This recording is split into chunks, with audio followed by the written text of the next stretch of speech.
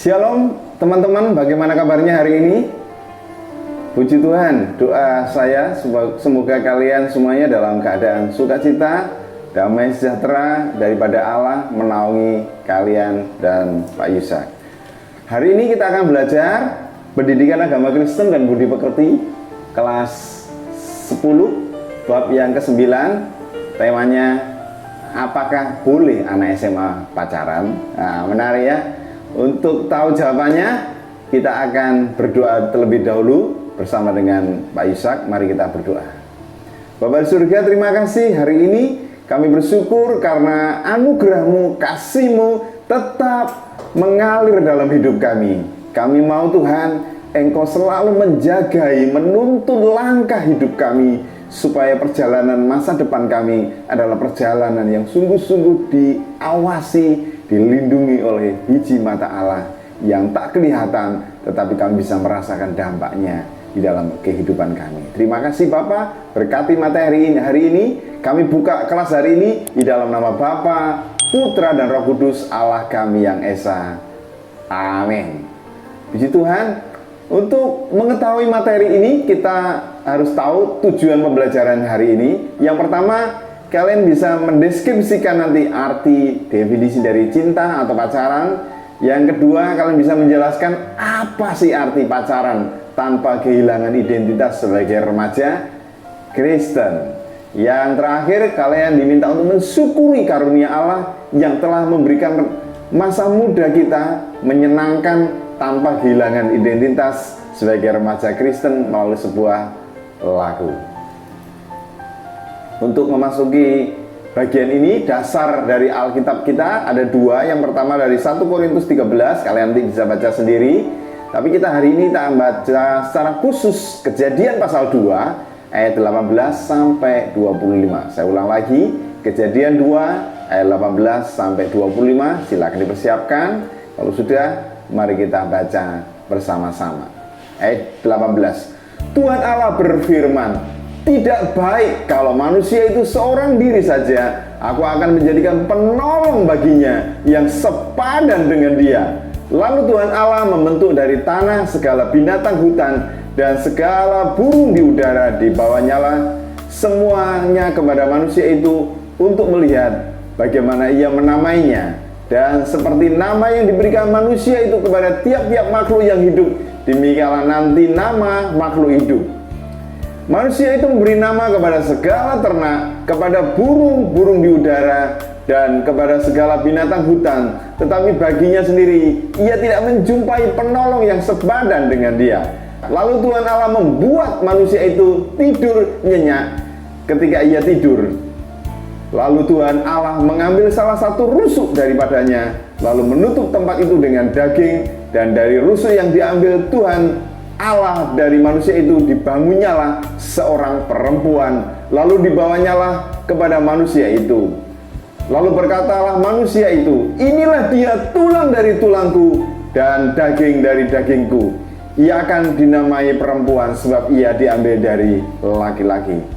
Sebab itu seorang anak laki-laki akan meninggalkan ayahnya dan ibunya dan bersatu dengan istrinya sehingga keduanya menjadi satu daging.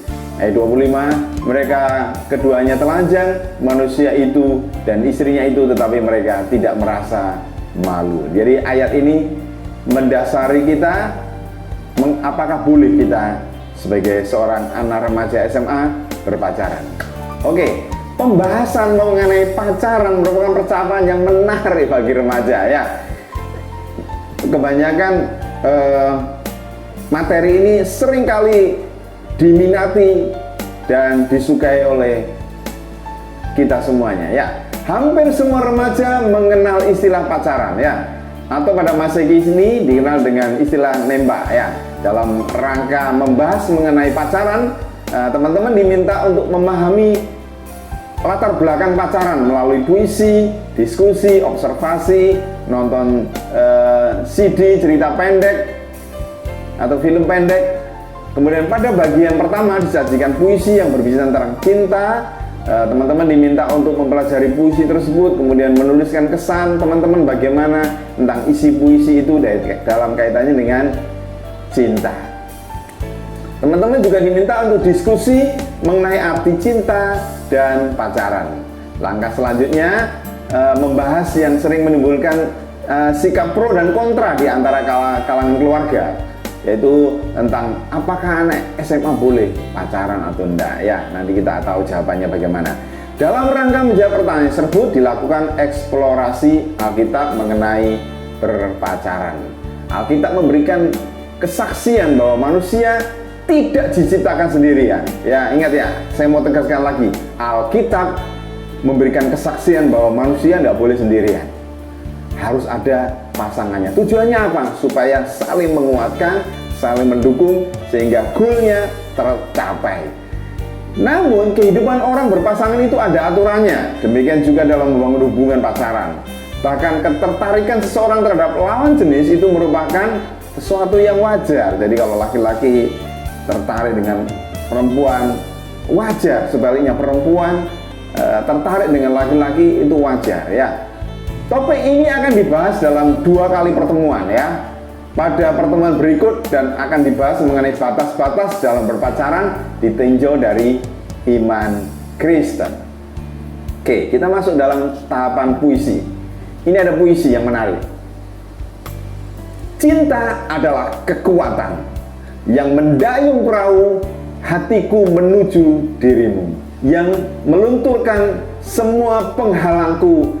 Hati adalah kerajaan cintaku, berprajuritkan nafasku, berbentangkan raga ini, dan berajakan perasaanku. Kaulah kekuatanku, karena engkaulah cintaku. Engkaulah secuil lilin yang menerangi pekatnya malamku, adalah semilir angin yang menghembuskannya ketika panas membakarku. Adakah setetes air yang menyegarkan di kurung gersang. Engkaulah ratu di kerajaan cintaku. Ini karya dari Andi Anis Setiawan dari Kerajaan Cinta oleh Lunar ya. Lakukanlah diskusi kelompok tentang arti cinta. Apakah cinta memang seperti yang dilukiskan oleh sang penulis, ataukah ada makna lain lagi? Presentasikan hasil diskusi kelompok dan bisa dibahas bersama-sama dengan guru dan teman-teman kalian di kelas ya. Kelasnya tentunya kelas online boleh dan offline juga boleh. Selain membaca dan memahami puisi di sekolah, yang terdapat fasilitas audiovisual yang disajikan dalam film atau berbentuk CD mengenai pacaran. Teman-teman bisa mendiskusikan mengenai isi dari satu film, apakah cinta atau pacaran memang sama dengan yang dilukiskan dalam film tersebut. Teman-teman bisa simak tulisan di bawah ini. Saya suka sama kamu. Bagaimana perasaan kamu? Suka juga sama saya? Apakah kamu mau jadi pacar saya? Ini pertanyaan-pertanyaan yang menjadi pendahuluan ketika seorang masuk dalam masa pacaran ya. Begitulah kira-kira awal suatu hubungan dalam sebuah pacaran, atau istilah sekarang nembak atau menyukai seseorang. Coba ceritakan, sudah berapa kali teman-teman nembak lawan jenis? Dari semua upaya yang teman-teman lakukan, berhasil apa enggak? Perjuangan ya, perjuangan ya. Ini pengalaman-pengalaman yang menarik ya. Ada laki-laki suka sama perempuan, perempuannya nggak mau. Kebalikannya adalah perempuan suka dengan laki-laki, laki-lakinya nggak mau karena mungkin kriterianya tidak memenuhi standar ya. Ya, itu pengalaman yang luar biasa. Menurut teman-teman, keberhasilan atau kegagalan dalam suatu pacaran itu karena apa ya? Ya, karena setiap orang punya kriteria sendiri-sendiri ya. Ada kriteria yang harus begini, yang perempuan harus ini ya. Itu salah satunya. Jadi itu yang membuat tidak saling ketemu ya. Tetapi saya berdoa yang masih jomblo, kalian bisa suatu saat bisa menemukan pasangan hidup, khususnya adalah goalnya bisa hidup bersama menjadi seorang suami istri yang diberkati dengan pernikahan kudus. Goalnya seperti itu ya, antara cinta dan pacaran. Ada begitu banyak definisi tentang cinta dari para pakar psikologi, Bahkan filsuf juga membuat syair-syair yang dahsyat. Ya, berikut ini contohnya. Robert Sternberg, seorang psikologi, mengatakan cinta adalah perasaan atau keinginan untuk membina satu hubungan secara khusus dengan seseorang. Robert mengatakan. Ashley Montagu mengatakan, ini seorang psikolog juga, cinta itu perasaan memperhatikan, perhatian ya, menyayangi, menyukai secara mendalam, mengasihi, disertai rindu dan hasrat yang menggebu terhadap seseorang. Yang lebih tua lagi, Plato, seorang filsuf Yunani kuno, mengatakan cinta itu sebuah hasrat dan usaha yang bulat utuh, artinya untuk memiliki yang dicintai. Ini Khalil Gibran yang terkenal masa-masa ini, era 20-an, pujangga yang terkenal, mengatakan cinta adalah perasaan kasih sayang yang paling murni dan dalam antar manusia. Antar filsuf yang lain mengatakan bahwa cinta sulit untuk didefinisikan dengan kata-kata karena bentuknya abstrak. Cinta hanya dapat diwujudkan oleh perbuatan. Nah, ini ada contoh gambarnya ya. Ini Plato, sebelahnya adalah Khalil Gibran. Nah, teman-teman sekarang diminta mendaftarkan ini. Apakah teman-teman setuju dengan sebagian orang yang mengatakan cinta tak cukup didefinisikan dengan kata-kata? Jika teman-teman tidak setuju, kemukakan definisi dari teman-teman secara bebas, tetapi ada aturan lainnya ya. Nah, Pak Ishak memberikan definisi cinta adalah sebuah gairah yang menyenangkan atau perasaan bahagia yang kita bisa rasakan ketika mengalami jatuh cinta. Tapi yang perlu digarisbawahi adalah bahwa di dalam kekristenan juga ada definisi cinta. Jadi sebenarnya cinta menurut Alkitab adalah berasal dari Allah. Cinta itu adalah Allah sendiri. Kasih itu adalah Allah sendiri. Jadi cinta adalah salah satu ciri daripada Allah. Allah telah menganugerahi kita dengan kapasitas, kemampuan untuk mencintai dan mengasihi. Karena kita diciptakan menurut gambarnya Allah, maka gambar Allah itu nempel dari karakter hidup kita. Kapasitas untuk mencintai adalah salah satu bukti di mana kita diciptakan menurut gambar dan rupa Allah. Menurut bahasa Yunani ada 4 tipe cinta. Jadi yang pertama adalah agape, philia, kemudian storge, dan eros. Kalian nanti bisa searching sendiri. Pak Isa hanya mau menggarisbawahi yang agape saja ya. Kalian nanti bisa browsing sendiri, mendalami bagian-bagian ini. Bahwa di dalam bahasa Yunani, bahasa yang digunakan dalam Alkitab Perjanjian Baru itu menggunakan 2 kata yang berbeda, menggunakan kata kasih ini untuk menggambarkan penjelasan tentang cinta. Kata Yunani yang paling umum diterjemahkan cinta dalam Perjanjian Baru adalah agape. Cinta ini mewakili kasih Allah kita. Ini adalah sebuah cinta kasih yang sempurna yang tidak dimiliki oleh manusia karena hanya milik Allah. Kasih ini adalah kasih yang rela berkorban dan hanya dimiliki oleh Allah sendiri. Kasih agape ini ditujukan Allah di dalam kasihnya ketika dia ingin menyelamatkan umatnya yang berdosa, sehingga kita mengingat ada Yohanes 3 ayat 16 mengatakan, karena begitu besar kasih Allah akan dunia ini sehingga ia telah mengaruniakan anaknya yang tunggal supaya setiap orang yang percaya kepadanya tidak binasa melainkan beroleh hidup yang kekal. Kata kasih di situ menggunakan kata Yunani agape, karena begitu besar agape Allah. Penekanannya seperti itu.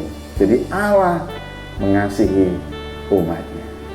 Buat teman-teman yang sudah pernah jatuh cinta Nah, teman-teman bisa menuliskan perasaan ketika jatuh cinta atau sedang naksir seseorang untuk mewakili bahwa teman-teman sudah pernah melewati masa-masa seperti itu ya.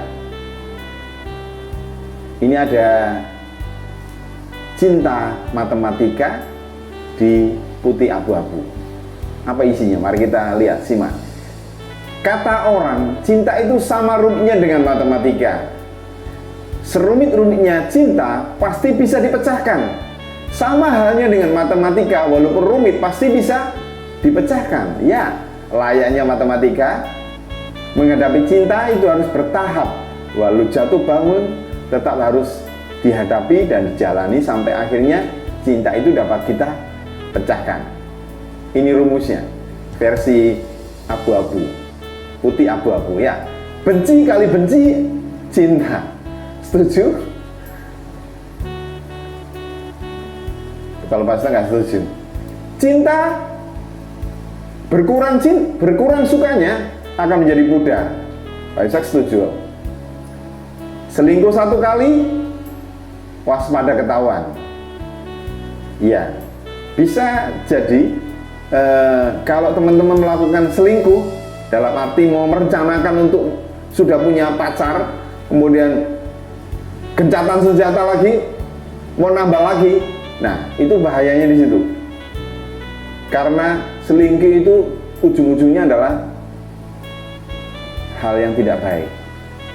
Karena ketika kita sudah komitmen dengan pasangan kita, pacar kita tidak boleh selingkuh. Tetapi kebanyakan hari-hari ini banyak laki-laki yang selingkuh.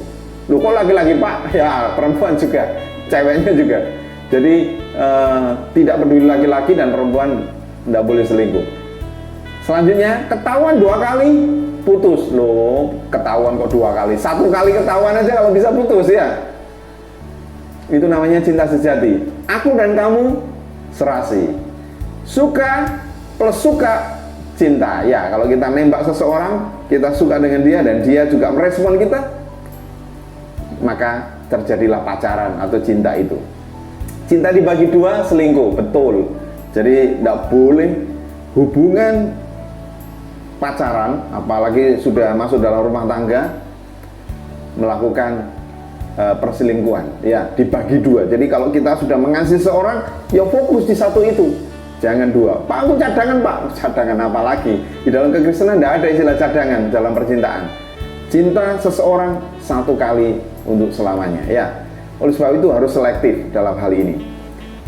Selingkuh 2 kali ketahuan, 1 kali aja kalau bisa ketahuan. Selingkuh 2 kali ketahuan.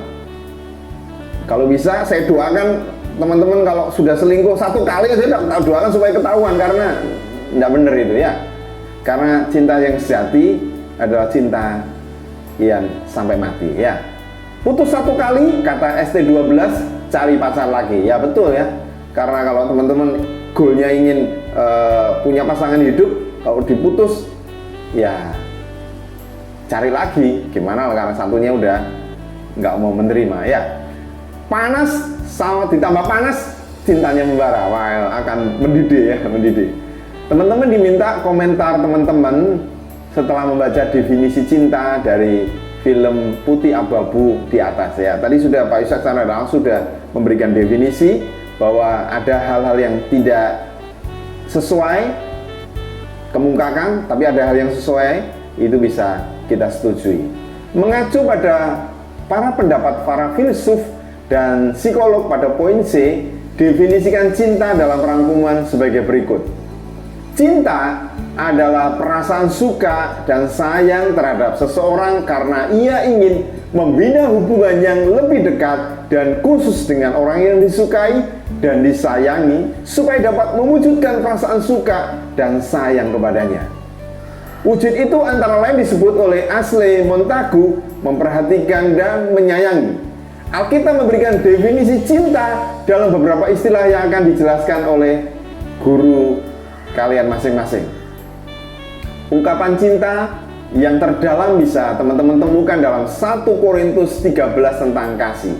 Ya, ini sangat dalam sebenarnya. Kalau teman-teman memahami, merenungkan betapa kasih Tuhan dijelaskan di dalam Korintus 13 ini. Bagian Alkitab ini digubah dalam bentuk lagu rohani bahasa kasih atau bahasa cinta.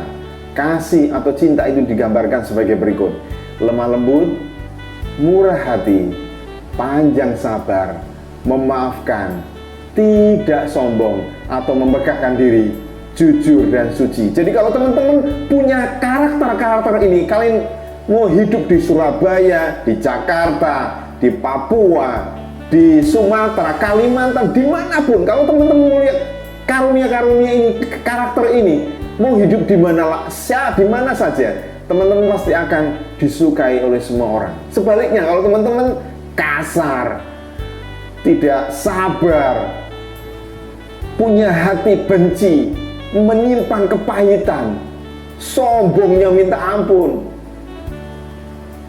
orang akan menghindar dari pribadi kita. Nah, tapi kalau kita punya tabiat ini, ada banyak orang yang mengasihi. Terutama yang pertama adalah Tuhan. Cinta kasih itu mencakup seluruh aspek hidup manusia. Jadi itu bukan sekedar hasrat, birahi, atau perasaan emosional semata. Cinta kasih itu merupakan ekspresi hidup dalam hubungan antar manusia yang menunjang tingginya nilai-nilai moral, etika, dan religius. Menurut Andri Priyatna dalam Be a Smart Teenager, tidak mudah untuk menjawab bagaimana menyatakan bahwa teman-teman sedang jatuh cinta. Karena terkadang seseorang berpikir dia sedang jatuh cinta, tetapi ternyata dia hanya tertarik secara fisik saja. Nah, ini perlu kita renungkan ya. Berikut pertanyaannya mengenai apa itu cinta. Mengapa seorang ingin membangun hubungan cinta dengan seseorang, bukan dengan orang lain? Bagaimana menjatuhkan pilihan pada seseorang? Bagaimana cinta itu bisa berakhir? Berbagai pertanyaan ini tidak mudah untuk dijawab. Bagi remaja seperti teman-teman, ketertarikan fisik lebih sering disalahartikan sebagai sebuah cinta. Mengapa membingungkan dan salah diartikan? Karena ketertarikan fisik biasanya memiliki pengaruh yang amat kuat, diiringi oleh hasrat untuk segera menjadikannya kekasih atau pacar. Jadi, teman-teman ketika bertemu dengan seseorang, teman-teman bertemu dengan dirinya secara fisik, itu perlu pemikiran secara mendalam. Menurut Priyatna, ada beberapa perbedaan antara cinta dengan ketertarikan fisik.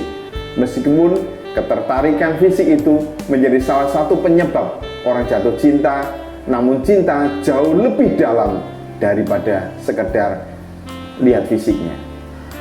Karena cinta yang sesungguhnya artinya adalah cinta yang dari dalam. Maksudnya seperti itu. Cinta tumbuh berlandaskan rasa peduli, pertemanan, persahabatan, nyaman, memiliki komitmen serta penghargaan terhadap martabat dan kehormatan diri seseorang. Jika teman-teman bertemu dengan seseorang, bergaul dengannya, terus teman-teman merasa menemukan teman sejati yang dapat dipercaya, yang saling menghargai, ditambah lagi ketertarikan fisik, mungkin teman-teman akan merasa semakin dalam jatuh cintanya. Kadang-kadang seseorang dapat terkecoh, hati-hati ya, terkecoh oleh beberapa gejala berikut. Dikiranya cinta, ternyata kejebak. Itu bukan cinta. Yang pertama, ketertarikan fisik. Laki-laki kelemahannya di mata. Ketika lihat, wih, cewek, wow, fisiknya. Hati-hati cowok, hari ini saya mau nasihati cowok-cowok, laki-laki, pria-pria tampan. Jangan engkau mudah terpikat oleh perempuan cantik atau menawan, karena itu adalah penampilan pendahuluan ya. Seseorang yang selama ini sudah diimpikan tiba-tiba ada di hadapan kita, betapa senangnya pucuk dicinta ulang tiba. Kesannya begitu mendalam bagi diri kita. namun dia begitu menarik hati. Namun seringkali dalam perjalanan waktu, teman-teman akan mengenalnya dan sadar kalau dia ternyata bukan pasangan kita. Menumbuhkan cinta membutuhkan waktu. Saya mau ulangi sekali lagi. Untuk menumbuhkan cinta itu butuh waktu. Kita perlu selektif dia. Perlu seleksi dia.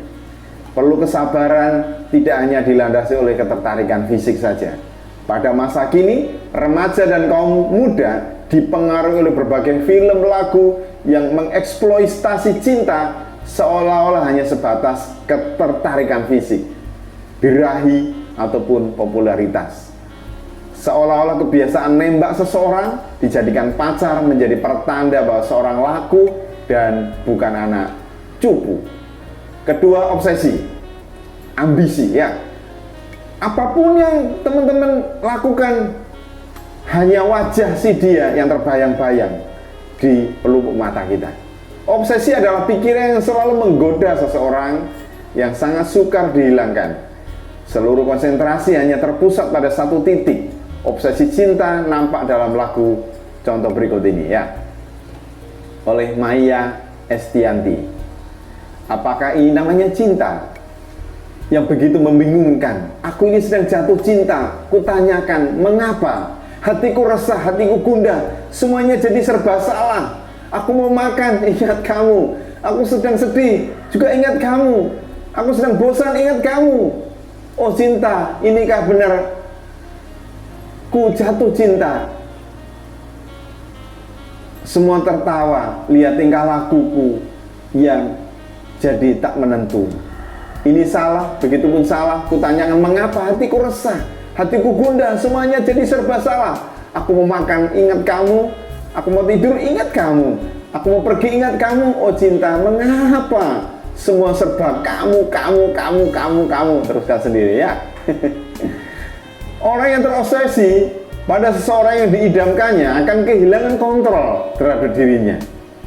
Kesadaran dan rasionalitasnya hilang, dilandasi oleh cinta yang menggebu-gebu. Bahkan ketika orang yang diidamkan kurang memperhatikannya atau tidak membalas cintanya.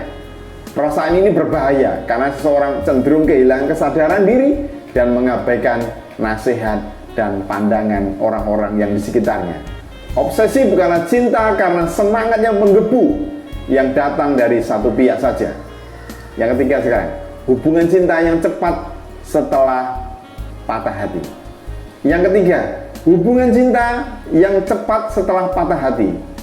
Jenis perasaan ini adalah keinginan untuk berpacaran dengan seseorang demi untuk membuktikan bahwa dia bisa menggandeng seseorang lagi setelah putus cinta. Saya mau nasihati, kalau teman-teman sedang putus cinta, jangan segera cari pasangan. Introspeksi, oh berapa lama Pak?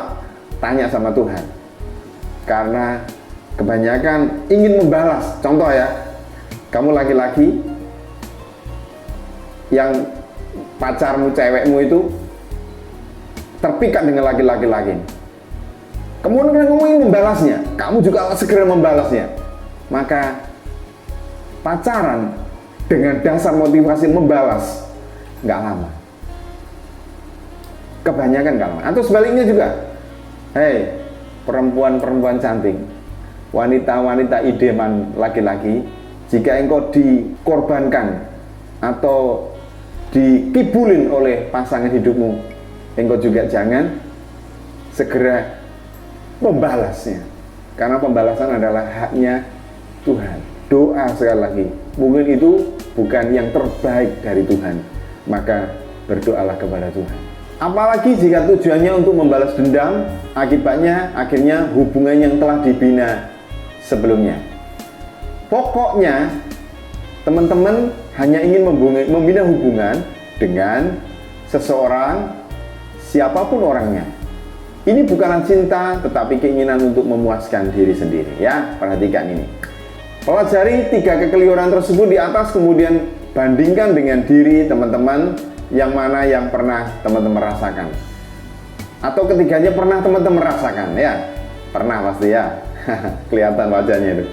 Menurut Priyatna, paling tidak ada beberapa hal yang perlu kita ketahui tentang cinta. Yang pertama, cinta tidak pernah menyakiti. Ya, tidak boleh, jangan sampai menyakiti. Hai laki-laki, jangan menyakiti pasanganmu. Hai wanita-wanita hebat, wanita-wanita cantik, jangan menyakiti pasangan pacarmu. Ya, baik itu pelecehan fisik maupun secara emosional. Terutama menyakiti perasaan, ya, perasaan juga ini penting. Karena perempuan itu kuat di perasaan. Yang kedua, cinta tidak pernah menipu. Jangan menipu, apalagi selingkuh. Jadi kalau ada indikasi melirik yang lain, ya, nah itu sudah menipu, ya. Misalnya peralatan pacar dengan mengatakan, kalau kamu suka saya, kamu harus melakukan hubungan seksual, atau kamu akan memenuhi permintaan saya. Nah, ini paling rawan di sini. Jadi seringkali laki-laki atau perempuan ingin melakukan hubungan seks sebelum menikah. Saya mau ingatkan, khusus bagian ini Paisa akan memberikan perhatian khusus. Ingat bahwa pernikahan itu kudus, suci di hadapan Allah. Ketika teman-teman sudah mencoba satu kali tidak kudus, maka saya tidak menjamin pernikahanmu diberkati Tuhan. Saya jamin pernikahan teman-teman tidak diberkati Tuhan. Kenapa? Karena sudah dinodai, sudah dirusak dari awal. Ingat, pernikahan itu kudus. Teman-teman bisa cek sendiri di mana tetangga, keluarga, di gereja, di media sosial. Ketika seseorang sudah melakukan noda di awal pacaran, kebanyakan hubungannya rusak, ganti. Maka rusak semuanya. Oleh sebab itu saya mau pesan ini khusus buat teman-teman saya, ya, yang saya kasihi, laki-laki, perempuan perkasa, wanita yang cantik, yang diidam-idamkan oleh laki-laki.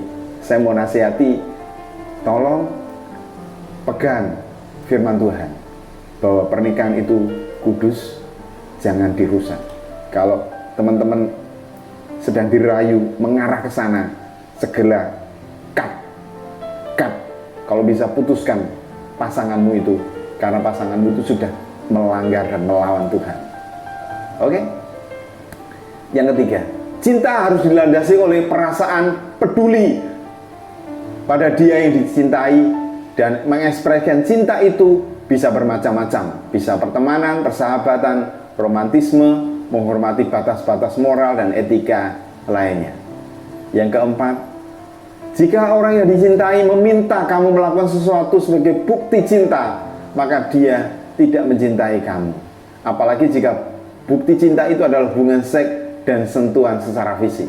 Ingat, ya, jadi kalau pasanganmu itu sudah mengarah minta seks dan haus seks, berarti itu sudah, katakan, itu sudah melawan Tuhan.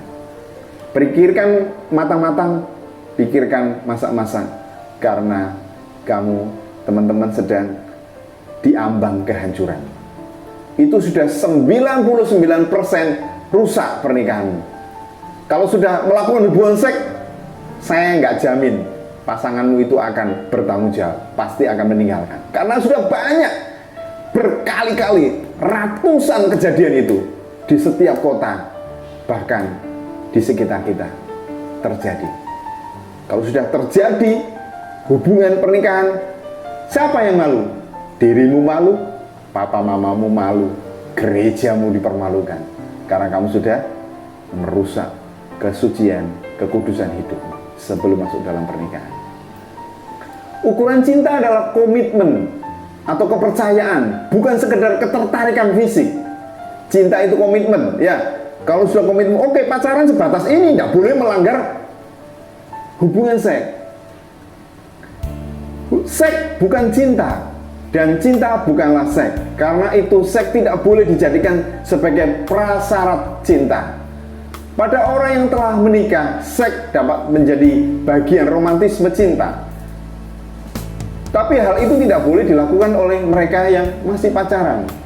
Jika dilakukan maka hal itu merupakan pelanggaran terhadap norma agama, moral, dan masyarakat. Masyarakat saja normanya sudah menganggap itu sesuatu yang salah, apalagi firman Tuhan jelas-jelas melarang.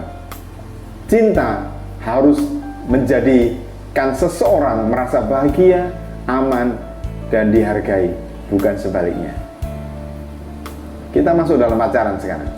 Orang yang sedang jatuh cinta biasanya diwujudkan perasaan cintanya kepada seseorang dalam komunikasi yang lebih intensif serta relasi yang lebih eksklusif atau secara khusus.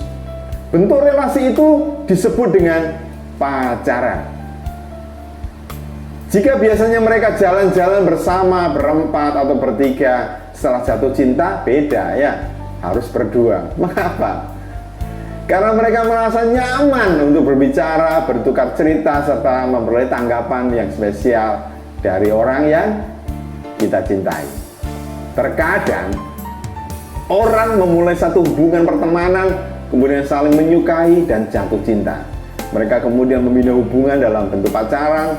Memang tidak semua orang yang berteman pada akhirnya jadi pacaran. Ya, ada yang tetap bertahan sebagai hubungan teman karena nggak cocok. Tetapi maksudnya begini, kalau teman-teman sudah pacaran ya, 1 bulan, 2 bulan, 1 tahun, 2 tahun, 3 tahun, 4 tahun, ternyata ada hal-hal yang tidak cocok. Misalnya, kamu kok suka makan bakso terus, aku kok gaduh-gaduh. Kita putus saja dalam hal makanan. Kamu sifatmu keras gini, kamu kaku gini, kemudian putus. Saya mau tekankan, ketika putuslah dengan baik. Seperti firman Tuhan katakan, jangan saling menyakiti dan saling menebar kebencian, sehingga hubungan teman-teman menjadi rusak gara-gara salah bergaul ya. Kita sekarang akan mendalami bagian Alkitab. Diskusikan kitab Kidung Agung. Wow, Kidung Agung ini kidung percintaan yang luar biasa yang ditulis oleh Raja Salomo. Kidung Agung pasal 5 ayat 9 sampai 16 dan Kidung Agung pasal 6 ayat 1 sampai 6 tentang indahnya tubuh manusia dan daya tarik fisik yang menimbulkan hasrat dan cinta. Ini adalah gambaran tentang keindahan cinta. Jadi bukan masalah pornografinya, bukan masalah seksnya, bukan di situ. Tetapi kitab Kidung Agung adalah berbicara tentang apa adanya. Inilah cinta yang dituangkan oleh Raja Salomo yang kita bisa nikmati, bahwa percintaan yang dialami oleh Raja Salomo itu juga digambarkan di sana. Betapa nikmatnya cinta, tetapi hati-hati dengan cinta. Maksudnya seperti itu ya. Dalam 1 Korintus 13 mengenai kasih dan bagaimana menerapkan dalam hubungannya dengan pacaran supaya teman-teman tidak kehilangan identitas sebagai remaja. Jadi ini ada tugas kalian bisa kerjakan dengan kelompok maupun secara grup. Teman-teman bisa pilih sendiri atau nanti dipilih oleh gurunya masing-masing bagaimana cara pembagiannya, penugasannya, dan dikirimkan ke gurunya sehingga teman-teman bisa mendapatkan penilaian dari guru. Kita masuk bagian selanjutnya. Manusia selalu membutuhkan orang lain dalam hidupnya, itu pasti. Tanpa kehadiran laki-laki dan perempuan tidak mungkin lahir generasi baru. Sejak penciptaan, Tuhan telah melihat bahwa tidak baik kalau manusia itu seorang diri saja. Kita tadi udah baca di awal Kejadian pasal 2 ayat 18. Selanjutnya dikatakan, baiklah kita menjadikan seorang penolong yang sepadan dengan dia.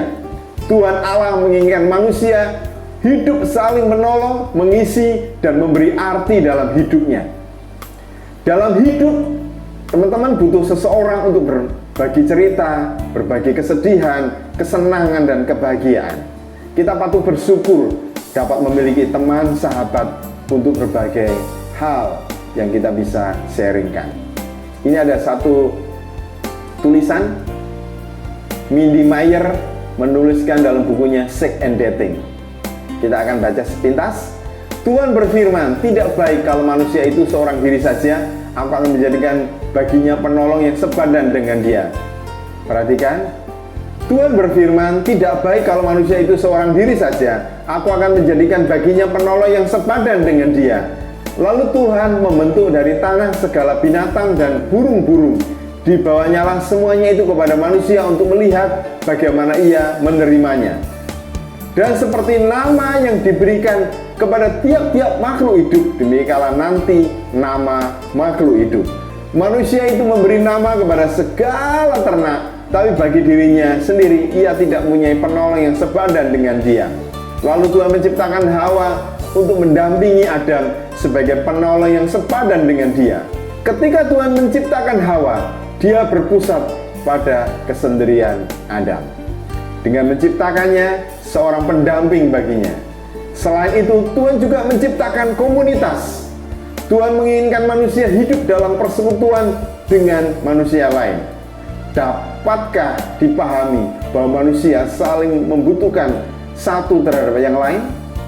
Kata penolong diterjemahkan dalam bahasa Ibrani Eser, yang artinya penolong. Tuhan juga disebut sebagai Eser atau penolong. Kata Eser tidak sekedar menggambarkan hadirnya seseorang sebagai penolong, melainkan seorang penolong yang datang untuk menyelamatkan serta memberikan dukungan. Sedangkan kata sepadan diterjemahkan dengan kata Ibrani neged, artinya pelengkap yang sempurna. Tanpa neged, sesuatu tidak bisa sempurna. Artinya, tanpa Hawa, Adam tidak sempurna. Sebaliknya juga, tanpa Adam, Hawa juga tidak bisa sempurna. Hal ini menggambarkan bahwa dunia ini baru sempurna jika ada laki-laki dan perempuan. Saling menolong, saling melengkapi dalam satu komunitas kehidupan. Dengan demikian, rasa tertarik seseorang terhadap lawan jenis bukan sesuatu hal yang dosa. Hanya saja jika rasa tertarik itu biasanya dilanjutkan dengan hubungan pacaran dan di luar batas norma kita, maka itu yang menimbulkan dosa dan berakibat buruk. Di bagian ini, teman-teman diminta untuk mendiskusikan lagi ya. Diskusikan hasil temuan teman-teman melalui media cetak maupun elektronik. Di internet banyak sekali kasus yang ada dalam lingkungan sekitar teman-teman mengenai berbagai permasalahan yang terjadi di kalangan remaja akibat buruk dari pacaran. Apa saja yang terjadi jika orang berpacaran tidak memahami arti pacaran ataupun batas-batas berpacaran. Jadi sekali lagi, setiap teman-teman yang menonton tayangan ini, saya mau ingatkan hati-hati dengan pacaran. Karena pacaran bisa membawa satu kebahagiaan, tetapi ingat, pacaran jika teman-teman salah menggunakan akan bisa juga terjebak dan hancur oleh karena salah melakukan satu pilihan atau kelakuan kita. Rasa tertarik seseorang pada lawan jenis itu bukan dosa ya. Jika teman-teman tertarik dengan seseorang itu tidak dosa. Manusia tidak hanya diciptakan berpasangan, tetapi juga dianugerahi dengan kelengkapan tubuh, daya pikat, daya tarik, seperti yang tertulis dalam Mazmur 139 ayat 13 dan 14. Selanjutnya, kitab Kidung Agung menggambarkan daya tarik seksual, kemolekan tubuh manusia sebagai anugerah yang turut menyemarakkan kehidupan, khususnya cinta. Semua penjelasan ini mengarah ke satu titik bahwa tubuh manusia beserta keindahannya dan daya tariknya, termasuk rasa tertarik pada lawan jenis, adalah sesuatu yang berasal dari Tuhan, karena Tuhan yang menciptakan. Hal itu merupakan anugerah. Jadi perasaan tertarik pada lawan jenis karena fisik, sikapnya, dan imannya adalah sesuatu yang alamiah, natural, bukan dosa. Jika demikian, dapatkah teman-teman menjawab pertanyaan demikian di bawah ini? Apakah anak SMA boleh pacaran? Nah, ayo nih, boleh nggak? Yang sudah pacaran harus jawab, harus boleh Pak, harus boleh. Yang belum pacaran, jangan Pak, berbahaya. Nenek bilang itu berbahaya. Oke, Pak Isa akan berikan 2 pilihan. Jawabannya bisa boleh dan tidak boleh. Maksudnya Pak Isa begini. Jawabannya itu ada dalam hati teman-teman sendiri sebenarnya. Tanyakan kepada Tuhan. Tuhan, aku sudah boleh pacaran enggak ya? Kelas 10 ini. Boleh enggak Tuhan? Jadi jawabannya ada 2. Boleh dan enggak boleh.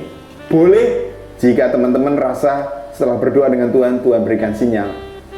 Boleh. Jadi khusus yang teman-teman yang mau komitmen pacaran harus minta pembimbing. Pembimbing yang terbaik itu siapa Pak Isa? Orang tuamu, papamu, mamamu. Pak, aku canggung kalau sama papa mama. Ya kepada ketua kaum muda di gereja atau pendeta atau penatua majelis, minta dibimbing, minta dimentori, buat perjanjian. Itu yang bagus. Datang, Pak, Ma, aku mau pacaran, tolong dibimbing, tolong dimentor supaya saya tidak melanggar batas. Itu yang keren. Oke, jadi boleh apa enggak Pak? Jawaban yang pertama boleh, tetapi dengan catatan kalian harus punya mentor. Pasanganmu juga minta mentor juga, termasuk jam-jam batas kunjungan, jam-jam malamnya, ya, tempat-tempat yang perlu diawasi. Ingat, mata Tuhan tertuju kepada kalian. Yang kedua, enggak boleh. Boleh nggak anak SMA pacaran? Jawabannya enggak boleh. Bisa juga. Kenapa enggak boleh? Karena kalian perlu sesuatu yang khusus. Dalam arti ini, pacaran itu dikira enak dah. Dalam arti perlu uang. Mau ke sana perlu transport. Kita masih minta orang tua. Pacaran tuh perlu berkorban. Saya pernah melakukan itu, berpacaran. Harus menyiapkan uang khusus untuk makan bersama, minum bersama. Masa lihat pacarnya di foto saja cukup? Kan mau lihat yang asli ya. Lihat di WhatsApp-nya, di callingnya secara langsung ya. Kalau bisa langsung ketemu itu lebih nyaman.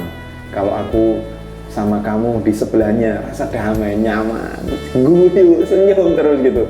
Tapi kalau jauh ya tetap senyum ya, begitu. Jadi tidak boleh. Kenapa? Karena kalian belum siap untuk keuangannya, untuk persiapan selanjutnya. Banyak hal ya, perlu hal-hal yang perlu dipersiapkan. Atau orang tuamu nggak setuju karena kamu nanti nggak fokus di studi kalian, itu juga perlu dipertimbangkan. Jadi ada beberapa keluarga yang memberikan kebijakan, Noni, kamu jangan pacaran dulu, setelah kuliah punya kerja baru boleh. Ada beberapa keluarga yang mengatakan demikian. Tetapi kembalikan kepada Tuhan, karena Tuhan yang pemilik hidup teman-teman semuanya ya. Oke, pada penjelasan di atas telah disampaikan bahwa perasaan tertarik pada lawan jenis adalah suatu hal yang normal pada masa remaja seperti sekarang ini. I love you, do you love me? Ya, itu seperti lagunya Kus Plus ya. Ini terkadang teman-teman menyimpan perasaan tertarik dan sayang pada lawan jenis. Teman-teman malu mengutarakan perasaan karena takut ditertawakan atau ditolak. Jadi ada pertanyaan, Pak, saya ini perempuan Pak, boleh nggak saya nembak duluan sebelum dia diambil orang lain? Jawabannya boleh kok, nggak ada hubungannya. Malu Pak, kan saya yang perempuan, nggak ada hubungannya. Jadi nembak seseorang nggak ada hubungannya sama laki-laki atau perempuan. Berikan perhatian yang pertama, perhatian dulu, kasih coklat, kasih perhatian. gimana kemarin pelajaran agama Kristen? Kamu bisa nggak paham tentang ini? 1 Korintus 13 tuh. Nah, wah, kamu nggak ngerti perlu bimbingan. Nah, itu kamu bisa masuk. Perhatian. Jadi perhatian itu bisa memikat pintu, membuka seseorang untuk hatinya luluh. Nah, seperti itu, perhatian. Nggak usah diajari, teman-teman sudah paham semuanya dan pintar semuanya. Jika teman-teman menyukai seseorang atau jatuh cinta kepadanya, coba renungkan, mengapa teman-teman menyukainya. Maksudnya begini, jangan tertarik kepada fisiknya. Sekali lagi saya mau katakan, jangan tertarik kepada fisiknya. Karena fisik seringkali menipu. Kalau mau seleksi, seleksilah hatinya, kerohaniannya, imannya terutama kepada Tuhan. Kalau dia cinta sama Tuhan, saya jamin yang lain ngikut. Karena ada banyak orang fisiknya bagus, cantik, menawan, gagah, kaya raya, tetapi ketika berhubungan hancur semuanya. Karena kita nggak tahu belangnya dia. Kalau udah tahu belangnya, baru tahu rasa nanti ya. Jadi yang perlu adalah kesetiaan dia, komitmennya, janjinya dia. Apakah dia setia sampai mati? Kemudian yang lain-lain bisa dipertanyakan untuk menjamin bahwa dia adalah seorang yang sungguh-sungguh cinta sejati.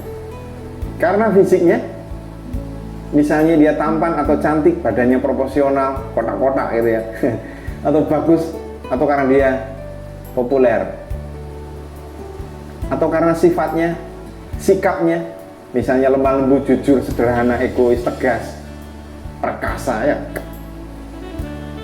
Karena imannya, ia taat pada pelajaran agama, setia, beribadah, atau karena dia anak orang kaya, memiliki mobil, kendaraan yang kamu tumpangi. Jadi pertimbangkan, karena di dalam kekristenan itu menikah seumur hidup. Kalau pacaran boleh, kalau misalnya nggak cocok, putus, ganti lagi, cari lagi. Tapi fokusnya adalah goalnya menikah seumur hidup. Berbeda pasangan kita dengan yang lain, karena standarnya firman Tuhan sekali seumur hidup. Dari beberapa kriteria di atas, mana yang paling baik untuk dijadikan patokan? Kalau bisa semuanya. Ketika kamu menyukai seseorang, jika teman-teman lebih mengutamakan fisik, kekayaan, popularitas, itu kulitnya saja, covernya saja. Akhirnya sesuatu yang tidak dapat dijadikan dasar dalam berhubungan kandas. Namun sikap dan iman seseorang akan menuntun teman-teman untuk memiliki hubungan yang sehat dan bertanggung jawab. Coba teman-teman renungkan sekarang. Apakah sudah waktunya teman-teman berpacaran? Ada banyak remaja yang bertanya, apakah anak SMA boleh pacaran? Jawabannya bukanlah soal boleh atau tidak ya, melainkan apakah teman-teman sudah memiliki pemahaman yang cukup tentang arti pacaran dan batas-batas berpacaran. Sekali lagi, masalahnya teman-teman bisa nggak memahami tentang pacaran dan batasannya? Apakah teman-teman sudah bisa membagi waktu, menyita waktu nanti karena berpacaran itu? Waktunya belajar, akhirnya komunikasi terus ya, maksudnya seperti itu. Ada sebelah konsekuensi yang harus teman-teman terima jika berpacaran, antara lain kemungkinan penolakan dari orang yang teman-teman sukai, atau putusnya cinta yang teman-teman bina. Semua itu menyebabkan rasa sakit hati. Ada juga beberapa penyimpangan yang terjadi dalam pacaran yang mengakibatkan penderitaan, misalnya hamil di luar nikah. Pacaran yang mengaruhi kekasihnya untuk menjadi pecandu obat-obat terlarang. Semua penyimpangan dapat terjadi karena remaja tidak memahami bagian ini. Sekarang kalian diminta untuk menuliskan puisi atau refleksi mengenai pengalaman ketika teman-teman jatuh cinta atau pacaran. Jika teman-teman belum pernah berpacaran, teman-teman bisa memahami, menuliskan bagaimana sih konteks pacaran yang sehat sesuai iman Kristen itu. Tuliskan, panjangnya kurang lebih setengah halaman, kemudian dikumpulkan pada pertemuan selanjutnya. Ini dari tugas, lakukan wawancara di kalangan remaja, di sekolah atau di gereja tentang pacaran. Yang pertama tugasnya, apa sih arti pacaran itu? Yang kedua, tujuan pacaran itu apa? Terus apa aja yang harus dilakukan? Apa aja yang tidak boleh dilakukan oleh pacaran? Jadi ada 4 ya. Pada pertemuan berikutnya, observasi itu dikumpulkan di kelas. Lakukan tugas ini dalam kelompok terdiri dari 3-4 orang. Kemudian masing-masing kelompok melakukan wawancara 5 orang remaja. Daftar panduannya isinya seperti ini. Yang pertama, usianya responden harus ditulis. Jenjang studinya dia studi tingkat apa. Kemudian yang kedua, tinggal bersama orang tua atau kos. Ini mempengaruhi. Maksudnya begini, kalau anak tinggal di dalam rumah, itu pemahamannya akan lebih baik daripada orang itu tinggal di kos. Jadi anak yang di luar keluarga itu konsep cinta kasihnya itu sedikit akan minor karena jauh dari orang tua. Maksudnya demikian ya. Itu akan mempengaruhi hasil penelitian ini. Yang ketiga, apakah sudah berpacaran dia? Jika sudah, berapa kali dia pacaran? Yang kelima, menurut teman-teman, apa artinya pacaran? Kasih pertanyaan kepada orang lain maksudnya. Yang keenam, kalau teman-teman mencari pacar, kriterianya apa? Syarat-syaratnya apa yang harus diberikan? Dalam berpacaran, apa saja yang kamu lakukan? Seperti apa bentuknya? Sebutkan satu persatu, misalnya jalan bersama, nonton, belajar bersama, berbagi cerita. Oke, teman-teman, materi Bapak udah selesai. Tiba saatnya Bapak akan memberikan rangkuman materi hari ini. Jadi cinta adalah ekspresi perasaan kagum, suka, sayang yang diwujudkan dalam tindakan mengasihi dan memahami orang yang dicintai. Sedangkan pacaran adalah mewujudkan rasa cinta terhadap seseorang dalam sebuah hubungan yang eksklusif. Dalam hubungan seperti itu, dua orang yang terlibat di dalamnya mengekspresikan kasih, saling menghargai, dan menjaga serta melindungi. Ada unsur saling percaya, saling memberi, saling menghormati, termasuk menghormati batas-batas pacaran, yaitu saling setia dan jujur. Semua hal dalam berpacaran harus datang dari kedua belah pihak. Tidak boleh menuntut, tidak boleh menghakimi, tapi saling mengerti. Itulah nasihat firman Tuhan yang kita terima hari ini. Selamat menikmati hidup bersama dengan Tuhan, karena Tuhan Yesus mengasihi kalian semuanya. Mari kita tutup bagian ini dengan berdoa. Bapa di surga, terima kasih untuk materi hari ini. Kami bersyukur Tuhan, Engkau baik buat saya hari ini. Engkau baik buat kami, sehingga kami menikmati hadirat Tuhan, kasih Tuhan melalui keluarga besar kami, orang-orang yang kami kasihi, orang-orang yang kami sayangi, ada di sekitar kami, mendukung, mensupport hidup kami. Engkau menolong setiap kami, supaya kami senantiasa hidup di dalam kebenaran-Mu, bahwa Engkau adalah perencana hidup kami. Ketika kami menyerahkan seluruh hidup kami, maka Engkau berkarya menuntun studi dan masa depan kami mulai hari ini sampai kami menutup mata, bertemu dengan Engkau dalam kerajaan-Mu yang sempurna di dalam Kristus Yesus. Terima kasih Bapa. Kami alaskan doa ini di dalam nama Bapa Putra dan Roh Kudus, Allah kami yang Esa. Amin. Terima kasih teman-teman sudah mengikuti materi Bapak dari awal sampai akhir. Nama Tuhan dimuliakan. Puji Tuhan.